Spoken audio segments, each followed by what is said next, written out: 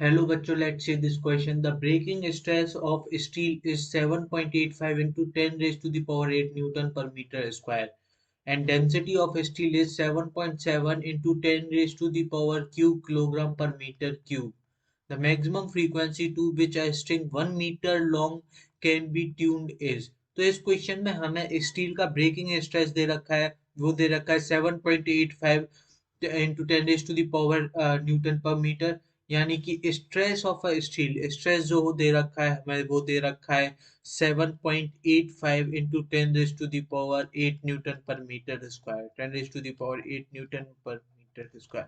वो जो हमारा स्ट्रेस होता है वो क्या होता है, स्ट्रिंग, यहाँ पर हमें स्ट्रिंग दे रखी है तो जो स्ट्रेस होगा वो हो जाएगा टेंशन अपॉन स्ट्रिंग का, जो स्ट्रेस हो जाएगा वो हो जाएगा tension upon cross section area, cross section area, cross sectional area. हमारा ये जो है वो स्ट्रेस हो जाएगा क्रॉस सेक्शनल एरिया। ये हमें दे रखा है 7.85 into 10 raise to the power 8 newton per metre square. हमें लेंथ ऑफ रॉड, यानी कि लेंथ ऑफ रॉड, उसे मैं एल से डिनोट करूं, लेंथ ऑफ रॉड हमें जो है एल दे रखा है, वो दे रखा है 1 मीटर, एल हमें 1 मीटर दे रखा है। और हमें डेंसिटी, डेंसिटी ऑफ स्टील दे रखी है, वो दे रखी है 7.7, 7.7 into 10 raise to the power 3 kilogram per metre cube. ये हमें डेंसिटी दे रखी है। अब हम देखें कि जो फ्रीक्वेंसी का फॉर्मूला होता है, यानी कि जो हमारी मैक्सिमम फ्रीक्वेंसी का फॉर्मूला होगा वो होता है, फ्रीक्वेंसी का formula 1/2L multiply by under T by mu. T हमारी यहाँ पर टेंशन है और जो म्यू है हमारा वो है मास पर यूनिट लेंथ, यानी कि म्यू है वो हमारा है, वो है मास पर यूनिट लेंथ। ये है हमारा मास पर यूनिट लेंथ, ये हमारा है मास पर यूनिट लेंथ।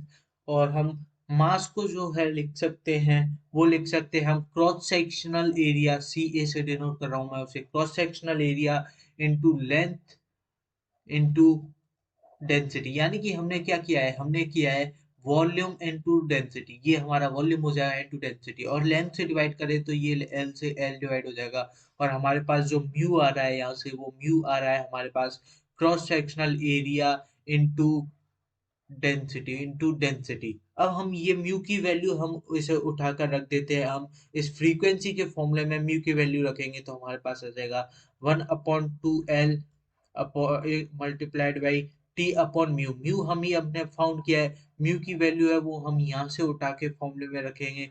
तो क्या है म्यू, वो है क्रॉस सेक्शनल एरिया, जैसे मैंने सी ए से डिनोट किया है, multiplied by density rho, density rho. तो हमने अभी यहाँ पे देखा था कि जो हमारा स्ट्रेस है वो होता है tension upon cross sectional area, और हमारे पास ये यहाँ पर आ भी रहा है tension upon cross sectional area.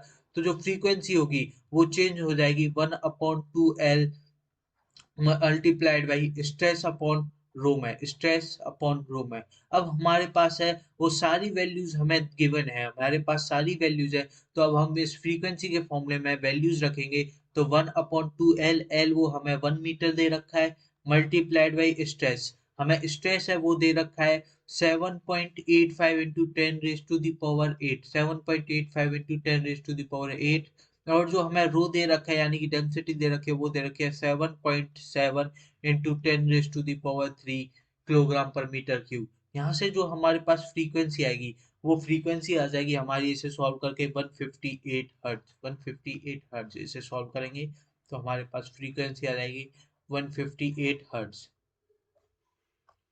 तो हमारा आंसर जो है वो आ रहा है हमारा 158 हर्ट्ज।